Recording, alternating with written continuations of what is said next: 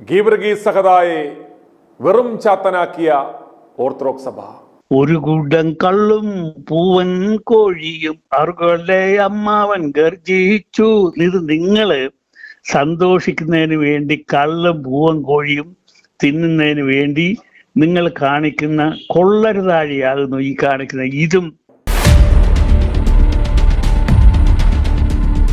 Saint George എന്ന വിശുദ്ധ Geevarghese സഹദായെ, Roman പടച്ചട്ടയണിഞ്ഞ അശ്വാരൂഢനായ Saint ജോർജിനെ ക്രൈസ്തവർ മാത്രമല്ല മറ്റ് മതവിഭാഗങ്ങളിലുമുള്ള ആളുകളും അറിയും. കാരണം അദ്ദേഹത്തിൻ്റെ നാമത്തിൽ ഇന്ന് ലോകമെമ്പാടുമുള്ള ഒട്ടുമിക്ക പൗരോഹിത്യ സഭകളും പള്ളികൾ പണിതിട്ടുണ്ട്. വലിയ പെരുന്നാളുകൾ സംഘടിപ്പിക്കുന്നുമുണ്ട്. വ്യാളിയെ തൻ്റെ കുന്തം കൊണ്ട് കുത്തിക്കൊലപ്പെടുത്തിയ സഹദ പല രാജ്യങ്ങളിലും ഇന്ന് മധ്യസ്ഥനാണ്. ഇപ്രകാരമുള്ള ഒരു വിശുദ്ധൻ്റെ പേരിൽ ഇവിടെ കോഴിവെട്ടും അപ്പം തീറ്റയും ശാപ്പാടടിയും ഉടായ്പ നേർച്ചകളും നടത്തി ആ വിശുദ്ധനെ അപമാനിക്കുന്ന, വിശ്വാസികളെ വഞ്ചിക്കുന്ന കൂദാശ മാഫിയകളുടെ പ്രവർത്തനങ്ങളിലേക്ക് ഒരു ചെറിയ ടോർച്ചടിക്കുക മാത്രമാണ് ഈ എപ്പിസോഡിൽ ചെയ്തത്. സഹിച്ചാലും ഗീവർഗീസ് സഹദ ഇന്ന് നാം കാണുന്ന ഏതെങ്കിലും ഒരു തീവട്ടി സഭകളുടെ പിതാവായിരുന്നു? അല്ല. അദ്ദേഹം പിന്നെ ആരായിരുന്നു? ക്രിസ്തുവർഷം 3-ാം നൂറ്റാണ്ടിൽ ജീവിച്ചിരുന്നതായി കരുതപ്പെടുന്ന ഒരു ക്രിസ്തീയ വിശുദ്ധനും രക്തസാക്ഷിയുമാണ് വിശുദ്ധ ഗീവർഗീസ്. പല ക്രിസ്തീയ സഭാഭാഗങ്ങളിലെയും പരമ്പരാഗത വിശ്വാസമനുസരിച്ച് പലസ്തീനയിൽ നിന്നുള്ള ഒരു റോമൻ പടയാളിയായിരുന്ന അദ്ദേഹം ഡയോക്ലീഷ്യൻ ചക്രവർത്തിയുടെ അംഗരക്ഷസേനയിലെ അംഗവും സൈനിക പുരോഹിതനുമായിരുന്നു. പുണ്യവാള ചരിതങ്ങൾ അനുസരിച്ച് കത്തോലിക്ക സഭ, പൗരസ്ത്യ ഓർത്തഡോക്സ് സഭകൾ, ഓറിയന്റൽ ഓർത്തഡോക്സ് സഭകൾ, ആംഗ്ലിക്കൻ സഭകൾ എന്നിവയുൾപ്പെടെയുള്ള ക്രിസ്തീയ വിഭാഗങ്ങളിൽ ഏറ്റവും അധികം വണങ്ങപ്പെടുന്ന വിശുദ്ധന്മാരിൽ ഒരാളാണ് ഇദ്ദേഹം. സഹദായുടെ മരണദിനമായി കരുതപ്പെടുന്ന ഏപ്രിൽ 23-നാണ് ഗീവർഗീസിൻ്റെ തിരുനാൾ ആഘോഷിക്കാറുള്ളത്. നമ്മുടെ നാട്ടിൽ ഏപ്രിൽ ആദ്യവാരം മുതൽ മെയ് അവസാനം വരെ സഹദായുടെ പെരുന്നാളുകൾ ആഘോഷിക്കുവാൻ കാരണം സഹദായുടെ ചരിതം കേട്ട് ലക്ഷക്കണക്കിന് വിശ്വാസികൾ സഹദായുടെ നാമത്തിൽ സ്ഥാപിതമായ പള്ളികളിൽ നേർച്ച കാഴ്ചകളുമായി എത്തുന്ന ഒരു പാരമ്പര്യം ഇവിടെയുണ്ട്. ഈ കച്ചവട സാധ്യത മുതലെടുത്ത് കത്തോലിക്കനും ഓർത്തഡോക്സുകാരും ഒക്കെ മത്സരിച്ച് ഇന്ന് പെരുന്നാളുകൾ സംഘടിപ്പിക്കുന്നുണ്ട്. ഇതിനിടയ്ക്ക് വെടിക്കെട്ടെങ്ങനെ വന്നു എന്ന് ആരും സഭയിലെ പൂച്ചാണ്ടി പിതാക്കന്മാരോട് ചോദിക്കരുത്. അവർക്കും അറിയില്ല. കാരണം ഞങ്ങളുടെ അപ്പനപ്പന്മാരുടെ കാലം മുതൽ ഇതൊക്കെ ഇങ്ങനെയാ, ഞങ്ങളും അതുകൊണ്ട് അങ്ങനെ തന്നെ. ചോദ്യം വേണ്ട, ആമേൻ മാത്രം പറഞ്ഞാൽ മതി. ഇന്ന് ഏറ്റവും ശ്രദ്ധേയമായ വൻപിച്ച വാണിജ്യമായി മാറിയ സഹദാ പെരുന്നാളുകൾ നടക്കുന്ന സ്ഥലങ്ങളാണ് എടപ്പള്ളി പള്ളി. ഏഷ്യയിലെ ഏറ്റവും വലിയ തീർത്ഥാടന കേന്ദ്രമാണിത്. കൂടാതെ എടത്തുവ, അരുവിത്തറ, പുതുപ്പള്ളിപ്പള്ളി, ചന്ദനപ്പള്ളി എന്നിവിടങ്ങളിൽ സഹദായുടെ പെരുന്നാളുകൾ എന്ന് പറയുന്നത് കോടികളുടെ കച്ചവടമാണ് നടക്കുന്നത്. പാമ്പിൻ്റെ ഉപദ്രവം ഉണ്ടാകാതിരിക്കുവാൻ മുതൽ വട്ടച്ചുറയ്ക്ക് വരെ മധ്യസ്ഥത യാചിച്ച് വിശ്വാസികൾ ഇവിടെ തടിച്ചുകൂടുന്നു. സ്പെയിനിലെ അരഗോൺ, കട്ടലോണിയ പ്രദേശങ്ങൾ, England, Ethiopia, Georgia, Greece, Iraq, Lithuania, പലസ്തീനിയ, പോർത്തുഗൽ, സെർബിയ, റഷ്യ എന്നീ നാടുകളും ജനോവ, അമേർസ്ഫുട്ട്, ബെയ്റൂട്ട്, മോസ്കോ, ജുബ്ലിയാനോ, ഇന്ത്യയിലെ വിവിധ സംസ്ഥാനങ്ങൾ എന്നിവയുൾപ്പെടെ ഒട്ടേറെ നഗരങ്ങളിലും സഹദ അനുസ്മരണം നടക്കുന്നുണ്ടെങ്കിലും കഞ്ഞിക്കുഴി കേന്ദ്രമായ ഓർത്തഡോക്സ് സഭയും ഗീവർഗീസ് സഹദായും തമ്മിൽ എന്താണ് ബന്ധം? ഇവർ ചുളുവിൽ ഈ വിശുദ്ധനെ കത്തോലിക്ക സഭയുടെ കയ്യിൽ നിന്നും എങ്ങനെ അടിച്ചു മാറ്റി കച്ചവടം അടിക്കുന്നു എന്ന് അറിയാൻ മേല. പക്ഷെ ഞങ്ങൾ മൊണ്ണക്കുഞ്ഞുങ്ങൾ ചോദ്യം ചോദിക്കുകയല്ല, ഞങ്ങൾ ആമേനടിക്കുക മാത്രമേ ഉള്ളൂ. അതുപോലെ ഇന്ന് പുതുപ്പള്ളിയിൽ ഗീവർഗീസ് സഹദായുടെ നാമത്തിൽ നടത്തുന്ന ഒരു മാസക്കാലം നീണ്ടു നിൽക്കുന്ന പെരുന്നാളിൽ എന്തിൻ്റെ അടിസ്ഥാനത്തിലാണ് കോഴിയർപ്പും അപ്പം ചൂടിൽ നേർച്ചയും പിന്നെ വെച്ചൂട്ടിനുള്ള ചമ്മന്തിപ്പൊടി, വിറകടിയിൽ എണ്ണവീഴ്ത്ത്, ചുറ്റുവിളക്ക്, ഉരുള് നേർച്ച, കോഴി നേർച്ച, മുത്തുക്കുട നേർച്ച, പള്ളി ഉപകരണങ്ങൾ നേർച്ച, അരി, തേങ്ങ, ആദിഫല നേർച്ച, പാമ്പും പുറ്റും, ആൾരൂപം നേർച്ച, എള്ള് നേർച്ച, കുരുമുളക് നേർച്ച, കടുക് നേർച്ച, കരപ്പനപ്പം, അരിവെറുപ്പ് ഒക്കെ നടത്തുന്നത് കാശ്, തൊട്ട്, മണി. അതെ, കാശും തൊട്ടിനും മണിക്കും വേണ്ടിയാണ് ഇതെല്ലാം നടത്തുന്നത്. ഈ സഹദായും കരപ്പനപ്പവും കോഴിയർപ്പും തമ്മിൽ എന്താണ് ബന്ധം? പള്ളിപ്പറമ്പിൽ അപ്പവും കോഴിക്കാലും വലിച്ചു കയറ്റുന്ന മൊണ്ണകൾ തീറ്റയ്ക്കിടെ ഇതൊക്കെ ഒന്ന് ആലോചിക്കണം. ക്രിസ്തുവർഷം 3-ാം നൂറ്റാണ്ടിന് ശേഷം ഇവന്മാരുടെ പൈശാചിക സഭകളിൽ എന്തുമാത്രം കൂദാശ കുർബാന തൊപ്പിത്തൊഴിലാളികൾ ഉണ്ടായിട്ടുണ്ട്. എന്തുകൊണ്ട് യുവന്മാർക്കിടയിൽ നിന്നും ഒരു സഹോദരന്മാരും രക്തസാക്ഷികളും വിശുദ്ധന്മാരും ഇതുവരെ ഉണ്ടാകുന്നില്ല? വധവും വളിയും വന്ന് ചത്തവന്മാർ, ക്യാൻസർ ബാധിച്ച് നരകിച്ച് മരിച്ചവന്മാർ, പെടുപർണമടഞ്ഞവർ, കൊന്നു റെയിൽവേ പാളത്തിൽ എറിയപ്പെട്ടവർ, അനാശാസ്യ പ്രവർത്തികൾക്കിടെ വണ്ടി നിയന്ത്രണം വിട്ട് ആക്സിഡന്റായി മരിച്ചവന്മാർ മുതൽ കൊലക്കേസിൽ പ്രതികളായ പരിശുദ്ധ പിതാക്കന്മാർ വരെ.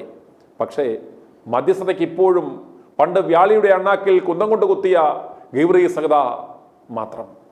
പുതുപ്പള്ളിപ്പള്ളിയിൽ അടക്കം നടക്കുന്ന അക്രൈസ്തവമായ പ്രാകൃതമായ ഈ ദുരാചാരങ്ങൾക്ക് നമ്മുടെ യേശുക്രിസ്തുവുമായോ വിശുദ്ധ വേദപുസ്തകവുമായോ എന്തെങ്കിലും ബന്ധമുണ്ടോ എന്ന് വചനത്തിന്റെ അടിസ്ഥാനത്തിൽ അപഗ്രഥിക്കുകയാണ് ക്രൈസ്തവ നവോത്ഥാന പ്രസ്ഥാനമായ മൈചർച്ച് സ്ഥാപകൻ എ ബി തോമസ് അച്ചായൻ.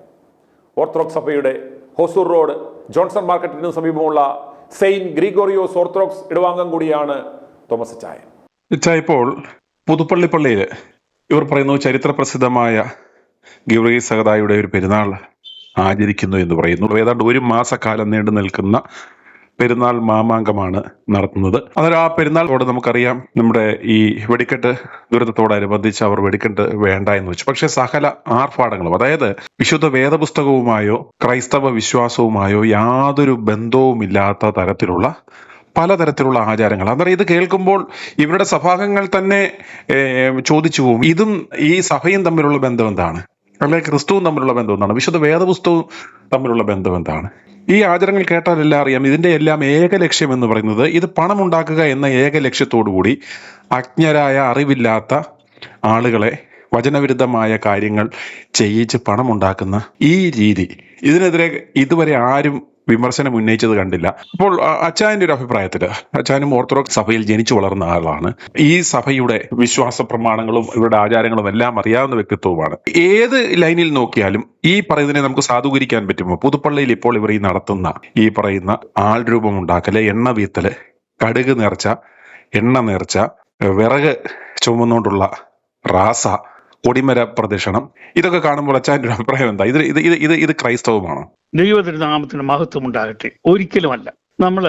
ദൈവം തമ്പുരാൻ നമ്മളെ വിളിച്ചത് ദൈവത്തെ സ്നേഹിക്കുന്നതിനും ദൈവത്തിന്റെ കൽപ്പനകൾ പാലിക്കുന്നതിനുമാണ്. ഈ പറഞ്ഞ കാര്യങ്ങളെക്കുറിച്ച് അബോമിനേഷൻ ഓഫ് ഡെസലേഷൻ എന്ന് പറഞ്ഞിരുന്നാൽ ശൂന്യമാകുന്ന മ്ലേച്ഛത എന്ന് പറഞ്ഞ് ഞാനൊരു ബുക്ക് എഴുതിയിട്ടുണ്ട്. അതിനകത്ത് ഞാൻ ഇതേപ്പറ്റി പ്രതിപാദിച്ചിട്ടുണ്ട്. ഈ പറഞ്ഞത് നെക്രോമാൻസി എന്ന ചീത്ത പ്രവൃത്തിയുടെ കൂട്ടത്തിൽ വരും. അതായത് മരിച്ചുപോയ ആൾക്കാരുമായിട്ട് നമ്മൾ ഇടപെടുക എന്ന് പറഞ്ഞാൽ അത് നെക്രോമാൻസി എന്നാണ് അതിനെ വിളിക്കുന്നത്. നെക്രോ എന്ന് പറഞ്ഞാൽ ഡെഡ് പീപ്പിൾ. കർത്താവ് നമ്മളെ പഠിപ്പിച്ചത് നമ്മൾ ഒരു കാരണവശാലും മരിച്ച ആളുകളുമായിട്ട് ബന്ധപ്പെടാൻ പാടില്ല. മരിച്ചു പോയവരുമായി നമുക്ക് ഒരു സംബന്ധവും ഉണ്ടാകരുത്. ഈ സെന്റ് ജോർജ് എന്ന് പറയുന്ന ഗീവർഗീസ് സഹദ എന്ന് പറയുന്ന ഈ സെന്റ് ജോർജ് എന്ന് പറയുന്ന ആള് ഒരു നീതിമാനായിരുന്നു. അദ്ദേഹം ഒരു ക്രിസ്ത്യ വിശ്വാസിയായിരുന്നു. ക്രിസ്ത്യാനികളെ കൊല്ലുവാൻ ഉത്തരവിട്ടപ്പോൾ ആർമിയിൽ ഒരു ഉന്നത ഉദ്യോഗസ്ഥനായിരുന്ന അദ്ദേഹം നിരസിച്ചു. അദ്ദേഹത്തെ അവർ തലവെട്ടി കൊന്നുകളഞ്ഞു. നീതിമാനാകിയാൽ അദ്ദേഹത്തിന്റെ ആത്മാവിനെ മാലാഖമാർ ഉടൻ തന്നെ ക്രിസ്തുവിൽ മറഞ്ഞിരിക്കുന്നതിനെ കൊണ്ടുപോയി കർത്താവിന്റെ രണ്ടാമത്തെ വരവിങ്കൽ അദ്ദേഹം ഉയർത്തെഴുന്നേൽക്കും. അതുവരെ നാം അദ്ദേഹവുമായി യാതൊരു ഇടപാടും പാടില്ല. ഞാൻ ഈ പറഞ്ഞത് വേദപുസ്തകപരമാണ്. അതായത് കൊലോസ ലേഖനം 3:3 വ്യക്തമായിട്ട് പറയുന്നു, നമ്മൾ മരിച്ചു പോവുകയാണെന്നുണ്ടെങ്കിൽ നമ്മുടെ ശവക്കൊട്ടെ കിടക്കും. നമ്മുടെ ജീവനും ആത്മാവും ക്രിസ്തുവിൽ മറഞ്ഞിരിക്കും. ആരുടെ? നീതിമാന്മാരുടെ. പാപികളുടെ ആത്മാവിനെ സ്വീകരിക്കാൻ ക്രിസ്തുവിന് മനസ്സില്ല, അതുകൊണ്ട് അത് സ്വീകരിക്കുകയില്ല. ഇദ്ദേഹം ഒരു നീതിമാനാകിയാൽ ഇദ്ദേഹം ക്രിസ്തുവിൽ മറഞ്ഞിരിക്കുന്നു.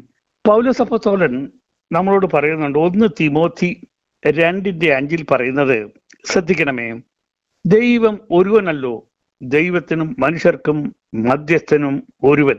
ഇപ്പൊ നമ്മൾ ചെയ്യുന്നത് വേദവിപരീതമാകുന്നു.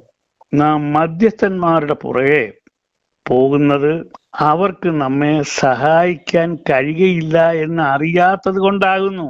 അവരോട് അപേക്ഷിക്കുന്നത് പരിശുദ്ധാത്മാവിനോടുള്ള അനാസ്ഥയാകുന്നു. ഒരിക്കലും ക്ഷമിക്കപ്പെടാത്ത പരിശുദ്ധാത്മ പാപങ്ങളിൽ ഒന്നാകുന്നു മരിച്ചവരുടെ പുറകെ പോകുന്നത്. ഇനി കോഴിയെ അറുത്ത് പെരുന്നാൾ നടത്തുന്നത് നീതിമാനായ സെന്റ് ജോർജിന് വെറും ഒരു ചാത്തനാക്കി മാറ്റുന്ന ഇടപാടാണ്. വെറും ചാത്തനാക്കിയാകുന്നു നിങ്ങൾ ചെയ്യുന്നത്. ഒരു കൂട്ടം കള്ളും പൂവൻ കോഴിയും അവരുടെ അമ്മാവൻ ഗർജിച്ചു. ഇത് നിങ്ങള് സന്തോഷിക്കുന്നതിന് വേണ്ടി കള്ളും പൂവൻ കോഴിയും തിന്നുന്നതിന് വേണ്ടി നിങ്ങൾ കാണിക്കുന്ന കൊള്ളരുതാഴിയാകുന്നു ഈ കാണിക്കുന്ന. ഇതും വിശുദ്ധനായ സെന്റ് ജോർജുമായിട്ട് ഒരു കാരണവശാലും ബന്ധപ്പെടുത്താൻ പാടില്ല.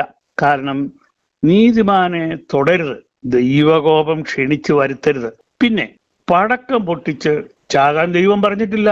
സർക്കാർ പടക്കം വിലക്കിയാൽ അത് വിലക്കാകുന്നു. റോമാലേഖനം 13:1 നോക്കുക. അധികാരത്തോട് മറുക്കുന്നവൻ ദൈവത്തോട് മറുക്കുന്നു. താഴ്മയും വിനയവും പ്രസവിക്കുന്നവരെ പിശാചിനെ പ്രീണിപ്പിക്കുന്നതിന് വേണ്ടിയുള്ള പ്രവൃത്തി നിർത്തുക. ആ പണം ഞെരുക്കമുള്ളവർക്ക് കൊടുത്ത് അവരെ സഹായിക്കുക. അത് ദൈവത്തിന് സ്തുതിയായിരിക്കും. മൈ ചർച്ചിൽ ഒരിക്കലും ഇങ്ങനത്തെ വൃത്തികേടുകൾ അനുവദിക്കുകയില്ല. കാരണം എന്താന്ന് വെച്ചാൽ ഇതെല്ലാം പാപകർമ്മങ്ങളാകുന്നു. പടക്കം പൊട്ടിക്കുക, കൊടിമരം കയറ്റുക, ഇതെല്ലാം വേദപുസ്തകത്തിൽ വ്യക്തമായിട്ട് പറയുന്നത് എന്താ? പാപകർമ്മങ്ങളാകുന്നു. പാപകർമ്മങ്ങൾ ചെയ്യുന്നത് കൊണ്ടാണ് ഈ ആൾക്കാർ നശിക്കുന്നത്. ഞാനൊന്ന് ചോദിച്ചോളട്ടെ, ഇവരിൽ എത്ര പേർക്ക് അഭിഷേകമുണ്ട്? ഇവരിൽ എത്ര പേര് പ്രാർത്ഥിച്ചാൽ രോഗികൾ സൗഖ്യമാകും? ഇവരിൽ എത്ര പേര് വിചാരിച്ചാൽ ഭൂതങ്ങളെ പുറത്താക്കാൻ കഴിയും? ഒന്നും നടക്കുന്നില്ല. ചുമ്മാതെ പണസമ്പാദനത്തിന്. What you said is right. This is exclusively for making money and to please the devil. ഇത് ഒരിക്കലും ഒരു നല്ല സഭയ്ക്കും ചേർന്നതല്ല. ഞാൻ ഇതിനെ പൂർണ്ണമായി എതിർക്കുന്നു. ദൈവത്തിന്റെ നാമത്തിന് മഹത്വം ഉണ്ടാകട്ടെ. പുതുപ്പള്ളി പള്ളിയിലടക്കം 3 മേൽ കുർബാന കളിക്കുവാൻ വരുന്ന നൈറ്റ് തൊഴിലാളികളോട് വിശ്വാസികൾ ചോദിക്കണം, അല്ലയോ കൂദാശത്തൊപ്പി തൊഴിലാളികളെ, 3-ാം നൂറ്റാണ്ടിൽ വ്യാളിയുടെ അണ്ണാക്കിൽ കുന്തം കൊണ്ട് കുത്തിയ നമ്മുടെ സഹത അല്ലാതെ നമ്മുടെ കൂട്ടത്തിൽ നിന്നും ഒരു വിശുദ്ധൻ പേരിനെങ്കിലും ഉണ്ടാകുമോ എന്ന്. തല കുനിച്ച് ഇവന്മാർ മറുപടി പറയാതെ പോകുമ്പോൾ നിങ്ങൾ ഒരു കാര്യം തീരുമാനിക്കുക, ഞങ്ങൾ ഈ പൈശാചിക പ്രസ്ഥാനത്തിൽ ഇനി പോവില്ല. എൻ്റെ ഭവനം, എൻ്റെ ആലയം, ഞാൻ വീട്ടിൽ നിന്ന് ദൈവത്തോട് പ്രാർത്ഥിക്കും എന്ന്. കോഴിക്കറിയിലും അപ്പത്തിലും പ്രസാദിക്കുന്ന സഹതന്മാർ, കടുകും വെളിച്ചെണ്ണയും നേർച്ചയായി സമർപ്പിക്കുമ്പോൾ പ്രസാദിക്കുന്ന വിശുദ്ധന്മാർ, വെടിക്കെട്ട് നടത്തുമ്പോൾ രോമാഞ്ചമുണ്ടാകുന്ന 3 മേൽ കുർബാന കളി കാണുമ്പോൾ അനുഗ്രഹം ചൊരിയുന്ന പരിശുദ്ധന്മാർ, ഗീവറീസ് സഹതായെ വെറും ചാത്തനാക്കുന്ന ഈ മോന്മാർ യഥാർത്ഥത്തിൽ ആരാണ് എന്ന് ഇവന്മാരുടെ പിന്നാലെ പോകുന്ന മൊണ്ണക്കുഞ്ഞുങ്ങൾ സമാധാനമായിരുന്നൊന്ന് ആലോചിക്കുക. ദൈവം നിങ്ങളെ സമർത്ഥമായി അനുഗ്രഹിക്കട്ടെ, തലയിൽ വെളിച്ചം തരുമാറാകട്ടെ. i2i News, an eye for truth. i2i News subscribe ചെയ്തിട്ടില്ലാത്തവർ ഇപ്പോൾ തന്നെ സബ്സ്ക്രൈബ് ചെയ്യുക. നോട്ടിഫിക്കേഷൻ ലഭിക്കുവാൻ ബെൽ ബട്ടണും അമർത്തുക.